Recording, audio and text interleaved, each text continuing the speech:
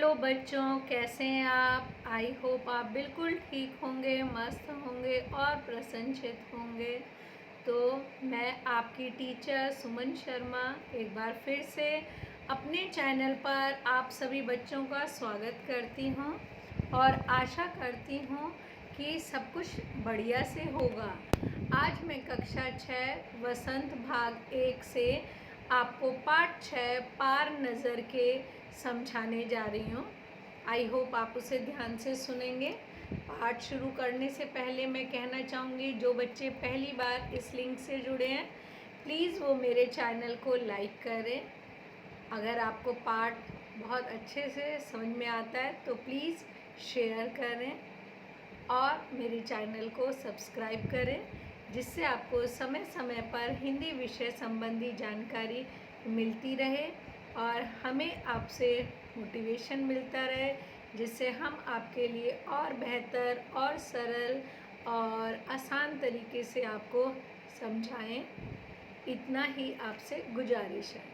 तो बच्चों, पाठ शुरू करती हूँ। पाठ 6 पार नज़र के। बहुत बार ऐसी चीज़ें होती हैं जो हमें सामने से दिखाई नहीं देती हैं। नज़र के उस पार से हमें उस चीज़ की गंभीरता का पता चलता है। तो इस पाठ के अंदर बहुत ही अच्छा है ये पाठ, जिसके अंदर बताया गया है कि किस तरह मंगल ग्रह में एक बार वहाँ पे आबादी थी, पर किस तरह सब कुछ ख़त्म हो गया और जब दूसरे ग्रह के लोग वहाँ आते हैं तो क्या समस्या होती है, अजनबियों जैसा व्यवहार किया जाता है। ये सब इस पाठ में दिखाई दिया है। मैं आपको पाठ समझाती हूँ, आप इस पे ध्यान दीजिएगा। वह एक सुरंगनुमा रास्ता था। आम आदमी के लिए इस रास्ते से होते हुए जाने की मनाही थी, यानी बेसमेंट अंडरग्राउंड था और जहाँ पर आम इंसान कोई आसानी से नहीं जा सकता था। लेकिन छोटू ने एक दिन अपने पापा का सिक्योरिटी पास लिया और जा पहुंचा सुरंग में। फिर क्या हुआ? एक बच्चा था, वो अपने पापा का सिक्योरिटी पास लेकर चुपचाप उस सुरंग के रास्ते वहाँ पहुँच गया। छोटू, कितनी बार कहा है तुमसे कि उस तरफ मत जाया करो, जहाँ पे हाई अलर्ट होता है कि वहाँ पे कोई नहीं जाएगा, वहाँ पर पिता ने कहा आप वहाँ मत जाया करें। पापा को काम पर जाना होता है। पापा, आप क्यों जाते हैं उस तरफ रोज रोज? अब बच्चा उत्सुकता है उसके अंदर। उसने कहा पापा फिर आप क्यों जाते हैं? पिता ने कहा बेटा मैं काम के लिए जाता हूँ। रोजाना यही वार्तालाप हुआ करता था छोटू की माँ और छोटू के बीच। उस तरफ एक सुरंगनुमा रास्ता था और छोटू के पापा इसी सुरंग से होते हुए काम पर जाया करते थे। आम आदमी के लिए इस रास्ते से जाने की मनाही थी। उसके पिता उसी सुरंग के रास्ते नीचे काम के लिए जाते थे, पर आम लोगों के लिए वो रास्ता बंद था। चंद चुनिंदा लोग ही इस सुरंगनुमा रास्ते का इस्तेमाल कर सकते थे और छोटू के पापा इन्हीं चुनिंदा लोगों में से एक थे। कुछ गिने चुने ही लोग उस रास्ते का प्रयोग कर सकते थे। आज छुट्टी थी और छोटू के पापा घर पर ही आराम फरमा रहे थे। नज़र बचा के चोरी छिपे छोटू ने पापा का सिक्योरिटी पास हथिया ही लिया और चल दिया सुरंग की तरफ। अब जिस काम को मना करते हैं छोटे बच्चे, उसी की तरफ ज़्यादा आकर्षित होते हैं। वहाँ क्या है, क्या चीज़ होगी, ऐसे ही कुछ छोटू के साथ हुआ। उसने पापा की छुट्टी का फ़ायदा उठाते हुए आंख बचाकर सिक्योरिटी पास छुपा लिया और सुरंग की तरफ चल पड़ा। आगे देखते हैं। वैसे तो उनकी पूरी कॉलोनी ही ज़मीन के नीचे बसी थी, यानी वो सभी लोग ज़मीन के अंदर रहते थे। यह जो सुरंगनुमा रास्ता था, अंदर दिए जल रहे थे और प्रवेश करने से पहले एक बंद दरवाजे का सामना करना पड़ता था। दरवाजे में एक खांचा बना हुआ था छोटू ने खांचे में कार्ड डाला। तुरंत दरवाज़ा खुल गया। छोटू ने सुरंग में प्रवेश किया। अंदर वाले खांचे में सिक्योरिटी पास आ पहुंचा था। उसे उठा लिया। कार्ड उठाते ही दरवाज़ा बंद हुआ। छोटू ने चारों तरफ नज़र दौड़ाई।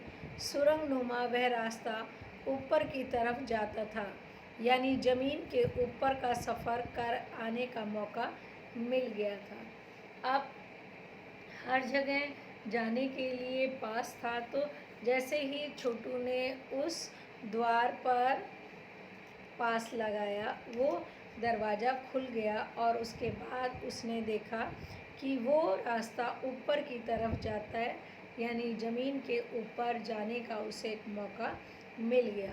मगर कहाँ, मौका हाथ लगते ही फिसल गया। सुरंग में जगह जगह लगाए निरीक्षक यंत्रों की जानकारी छोटू को नहीं थी। अब छोटू तो सोचा कि मुझे ऊपर जाने का मौका मिल गया, पर हुआ क्या कि कहीं कहीं पर बीच में इंस्पेक्शन के लिए यंत्र रखे हुए थे, जिनकी जानकारी छोटू के पास नहीं थी।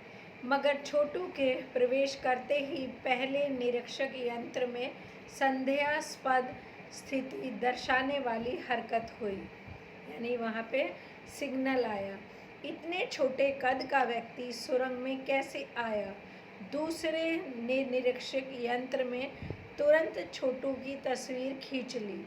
किसी एक नियंत्रण केंद्र में इस तस्वीर की जांच की गई और खतरे की सूचना दी गई। यानी पहले देखा कार्ड गया, पर ये आदमी छोटा सा कौन है।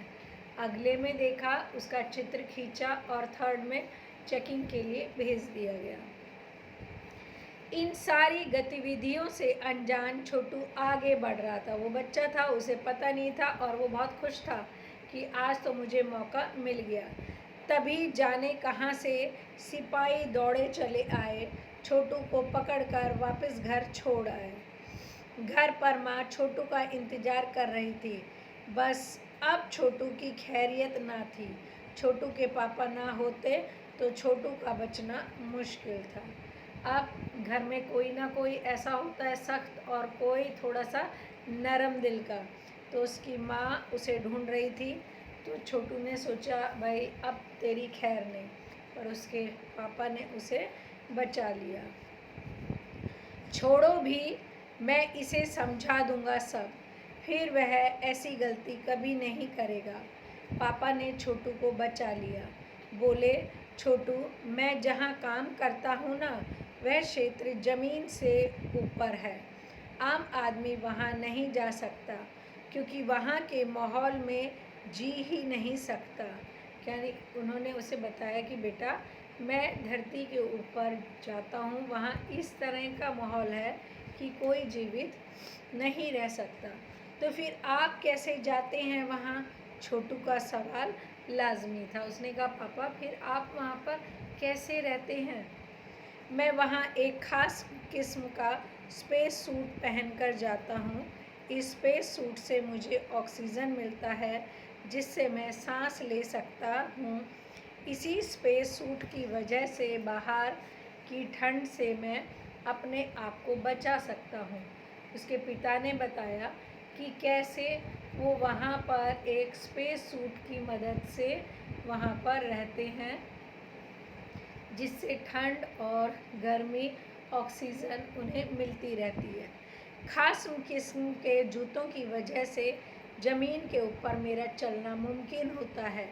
ज़मीन के ऊपर चलने फिरने के लिए हमें एक विशेष प्रकार का प्रशिक्षण दिया जाता है। पूरे एक प्रकार के जूते हैं जिन्हें पहनने के कारण मैं ज़मीन पे चल पाता हूँ। छोटू सुन रहा था, ये सारी बातें सुन रहा था। पापा आगे बताने लगे, एक समय था जब अपने मंगल ग्रह पे सभी लोग ज़मीन के ऊपर ही रहते थे। बताया कि बेटा, एक समय था हमारा ग्रह जो मंगल ग्रह है, यहाँ पे सब ज़मीन पे रहते थे, मगर किसी तरह के यंत्रों की मदद के बगैर, किसी खास किस्म के पोशाक के, हमारे पुरखे ज़मीन के ऊपर रहा करते थे। बोले ज़मीन के ऊपर हम बिना किसी पोशाक के पहने घूमते थे, पर आज जैसे मैं पहनता हूँ ऐसा कुछ भी नहीं था। लेकिन धीरे धीरे वातावरण में परिवर्तन आने लगा। कई तरह के जीव धरती पर रहा करते थे, एक के बाद एक सब मरने लगे। इस परिवर्तन की जड़ में था सूरज में हुआ परिवर्तन, यानी बदलाव आने लगा। और इन सब का बहुत बड़ा कारण था सूरज। सूरज से हमें रोशनी मिलती थी, उष्णता मिलती थी। इन्हीं तत्वों से जीवों का पोषण होता है। सूरज में परिवर्तन होते ही यहाँ का प्राकृतिक संतुलन बिगड़ गया, यानी सूरज का तापमान अचानक बढ़ गया, जिससे सब कुछ बिगड़ने लगा। प्रकृति के बदले हुए रूप का सामना करने में यहाँ के पशु पक्षी, पेड़ पौधे, अन्य जीव अक्षम साबित हुए। केवल हमारे पूर्वजों ने इस स्थिति का सामना किया। बोले पेड़ पौधे, पशु पक्षी और छोटे छोटे जीव सब खत्म होने लगे। सिर्फ हमारे पूर्वज ही जो थे वो ही अपने आप को संभाल सके। अपने तकनीकी ज्ञान के आधार पर हमने ज़मीन के नीचे अपना घर बना लिया। ये लोग कैसे जीवित रहे? इन्होंने ज़मीन के अंदर अपने घर बना लिए।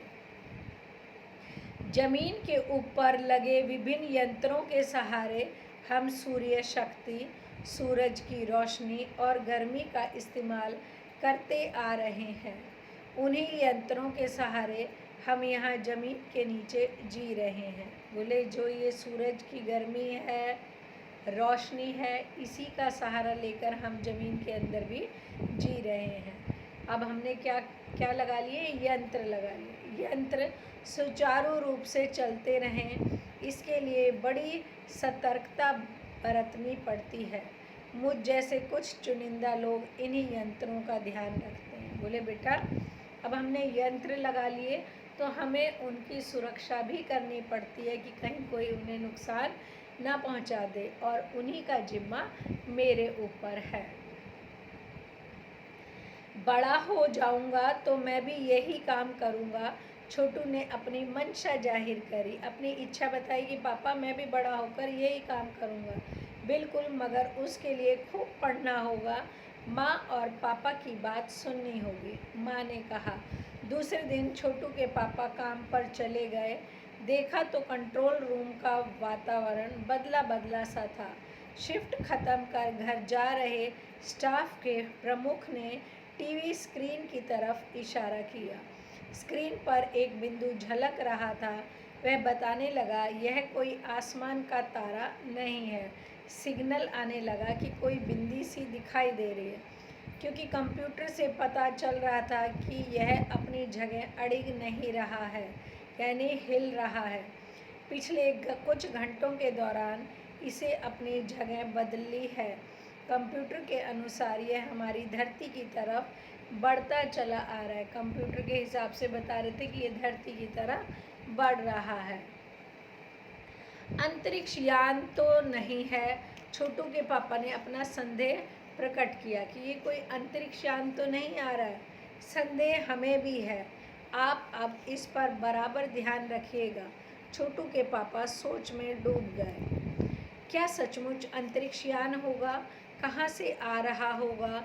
सौरमंडल में हमारी धरती के अलावा और कौन से ग्रह पे जीवों का अस्तित्व है? यानी उसके पिता सोच रहे हैं कि हमारी धरती के सिवा और कहाँ पर अस्तित्व है, कैसे हो सकता है, और अगर होगा भी तो क्या इतनी में प्रगति कर चुका होगा कि अंतरिक्ष यान छोड़ सके। वैसे तो हमारे पूर्वजों ने भी अंतरिक्ष यानों, उपग्रहों का प्रयोग किया था, मगर अब हमारे लिए यह असंभव है। इसके लिए आवश्यक मात्रा में ऊर्जा तो हो। काश इस नए मेहमान को नज़दीक से देखा जा सकता। हाँ, अगर अब इसी तरह आ रहा होगा तब तो यह संभव हो सकेगा, देखेंगे। तो बोले अगर कुछ ऐसा है तो उसको पास आएगा तो हम उसे देखेंगे। अब अंतरिक्ष यान से एक यांत्रिक हाथ बाहर निकला, यानी उस यान से एक हाथ, इंस्ट्रूमेंटल हाथ बाहर निकल रहा है। हर पल उसकी लंबाई बढ़ती ही जा रही है। छोटू के पापा ने अवलोकन जारी रखा, बता रहे हैं कि अब एक हाथ बढ़ता ही जा रहा है। कॉलोनी की प्रबंध समिति की सभा बुलाई गई थी। अध्यक्ष भाषण दे रहे थे। हाल ही में मिली जानकारी से पता चलता है कि 2 अंतरिक्ष यान हमारे मंगल ग्रह की तरफ बढ़ते चले आ रहे हैं। इनमें से एक अंतरिक्ष यान हमारे गिर्द चक्कर काट रहा है। कंप्यूटर के अनुसार ये अंतरिक्ष यान नज़दीक के ही किसी ग्रह से छोड़े गए हैं। ऐसी हालत में हमें क्या करना चाहिए, इसकी कोई सुनिश्चित योजना बनानी जरूरी है। नंबर 1, आपका क्या ख्याल है? नंबर 1 ने कहा हमें इसकी प्लानिंग करनी चाहिए कि अब हमें क्या करना चाहिए। कॉलोनी की सुरक्षा की पूरी जिम्मेदारी नंबर 1 पर थी। उन्होंने कुछ कागज समेटे हुए बोलना आरंभ करा। इन दोनों अंतरिक्ष यानों को जलाकर खाक कर देने की क्षमता हम रखते हैं, मगर इससे हमें कोई जानकारी हासिल नहीं हो सकती। अंतरिक्ष यान बेकार कर जमीन पे उतरने पर मजबूर कर देने वाले यंत्र हमारे पास नहीं है। बोले हम चाहें तो इसे जला दें, पर उससे हमें जानकारी नहीं मिल पाएगी, और ज़मीन पे उतारने पर इनको कैसे मजबूर करें, ऐसा हमारे पास यंत्र नहीं है। हालांकि अगर ये अंतरिक्ष यान खुद ब खुद ज़मीन पे उतरते हैं तो उन्हें बेकार कर देने की क्षमता हम में अवश्य है। ऐसा 1 नंबर का जिम्मेदारी वाले बोल रहे थे। मेरी जानकारी के अनुसार इन अंतरिक्ष यानों में सिर्फ यंत्र है, किसी तरह के जीव इसमें सवार नहीं है, ऐसा 1 नंबर वालों ने कहा। नंबर 1 की बात सही लगती है। नंबर 2 एक वैज्ञानिक थे। वे बोले हालांकि यंत्रों को बेकार कर देने में भी खतरा है, इनके बेकार होते ही दूसरे ग्रह के लोग हमारे बारे में जान जाएंगे, इसलिए मेरी राय में हमें सिर्फ अवलोकन करते रहना चाहिए, यानी उसको हम देखते रहें। जहाँ तक हो सके हम अपने अस्तित्व को छिपाए ही रखना चाहिए, क्योंकि हो सकता है जिन लोगों ने अंतरिक्ष यान भेजे हैं वे कल को इससे भी बड़े सक्षम अंतरिक्ष यान भेजें। हमें यहाँ का प्रबंध कुछ इस तरह से रखना चाहिए जिससे इन यंत्रों को यह गलतफहमी हो कि इस ज़मीन पर कोई भी चीज़ इतनी महत्वपूर्ण नहीं है जिससे वे लाभ उठा सकें। अध्यक्ष महोदय से यह एक दरख्वास्त करता हूँ कि इस तरह का प्रबंध हमारे यहाँ किया जाए। नंबर 3, सामाजिक व्यवस्था का काम देखते थे। वे बोले कि ऐसी मैं दरख्वास्त करता हूँ कि अब ऐसा काम करना चाहिए। उनकी बात के जवाब में अध्यक्ष कुछ बोलने जा रहे थे कि फ़ोन की घंटी बजी।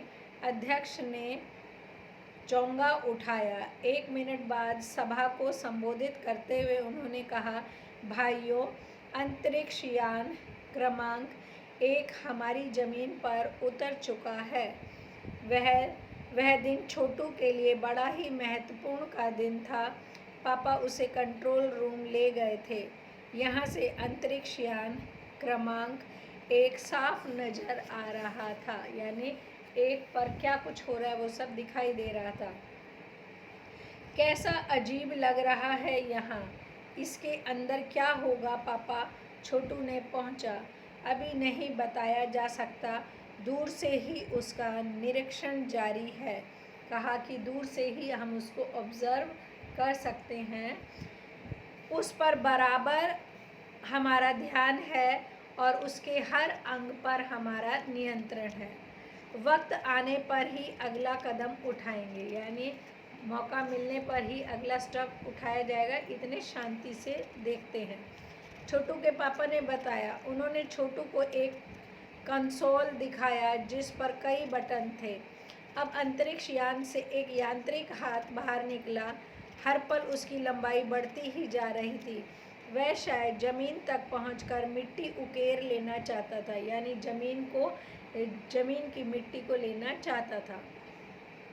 सब लोग स्क्रीन पर दिखाई दे रही अंतरिक्ष यान की इस हरकत को ध्यान से देख रहे थे, सिवाय एक के। उसका ध्यान कहीं और ही था। वो छोटू था। छोटू का सारा ध्यान कंसोल पैनल पे था। कंसोल का एक बटन दबाने की ही अपनी इच्छा को वह रोक नहीं पाया। वह लाल लाल बटन उसे बरबस अपनी तरफ खींच रहा था। यानी उस बच्चे का ध्यान कंसोल पे था कि कहाँ इतने सारे बटन हैं, उनमें से एक लाल बटन वो देख रहा था। और सहसा खतरे की घंटी बजी। सबकी निगाहें कंसोल की तरफ मुड़ी। पापा ने छोटू की ओर अपनी तरफ खींचते हुए एक झापड़ रसीद कर दिया और लाल बटन को पूर्व स्थिति में ला रखा। यानी कि उस बच्चे ने लाल बटन दबा दिया और एक सायरन बजा और सबका ध्यान उस पे गया और पिताजी ने फिर उसे थप्पड़ रसीद करा और दोबारा से उस बटन को उसी पोजीशन पे ला दिया। मगर इस तरफ अब अंतरिक्ष यान के उस यांत्रिक हाथ की हरकत सहसा रुक गई। यंत्र बेकार हो गया था। उधर पृथ्वी पर national aeronautics and space administration NASA द्वारा प्रस्तुत वक्तव्य ने सबका ध्यान अपनी तरफ आकर्षित कर लिया। यानी वहाँ से ध्यान आ रहा है मंगल की धरती पर उतरा हुआ अंतरिक्ष यान वाइकिंग अपना निर्धारित कार्य कर रहा है। हालांकि किसी अज्ञात कारणवश अंतरिक्ष यान का यांत्रिक हाथ बेकार हो गया है। यानी बताया गया कि काम सही से चल रहा था, पर अचानक से यांत्रिक हाथ बेकार हो गया है, ऐसा वहाँ से आया। नासा के तकनीशियन ने इस बारे में जांच कर रहे हैं तथा इस यांत्रिक हाथ को दुरुस्त करने के प्रयास भी जारी है। यानी उस हाथ को ठीक करा जा रहा है, ऐसा नासा वालों ने बताया। इसके कुछ ही दिनों बाद पृथ्वी के सभी प्रमुख अखबारों ने छापा, नासा के तकनीशियनों को रिमोट कंट्रोल के सहारे वाइकिंग को दुरुस्त करने में सफलता मिली। यांत्रिक हाथ ने अब मंगल की मिट्टी के विभिन्न नमूने इकट्ठे करने का काम आरंभ कर दिया है। पृथ्वी के वैज्ञानिक मंगल की इस मिट्टी का अध्ययन करने के लिए बड़े उत्सुक थे। उन्हें उम्मीद थी कि इस मिट्टी के अध्ययन से इस बात का पता लगाया जा सकता है कि क्या मंगल ग्रह पर भी पृथ्वी की ही तरह जीव सृष्टि का अस्तित्व है। यह प्रश्न आज भी एक रहस्य है। यानी जिस ग्रह के बारे में बताया जा रहा था वो मंगल ग्रह था, और जिनका अंतरिक्ष यान वहाँ पे गया था वो था पृथ्वी ग्रह के, और वो पता लगा रहे थे कि मंगल ग्रह में भी लोग वहाँ पर जीवित रह सकते हैं कि नहीं, वहाँ के जीवों का क्या अस्तित्व है, क्योंकि मंगल ग्रह सब वहाँ के लोग ज़मीन के अंदर रहते हैं। ऐसा जयंत विष्णु नालिकर जी ने लिखा है। आई होप ये दूसरे ग्रह की कहानी आपको बहुत पसंद आई होगी। एक बार आप पुनः इसे पढ़ें और ध्यान से सुनें, आपको अच्छे से समझ में आ जाएगी। ओके बच्चों, बाय, टेक केयर।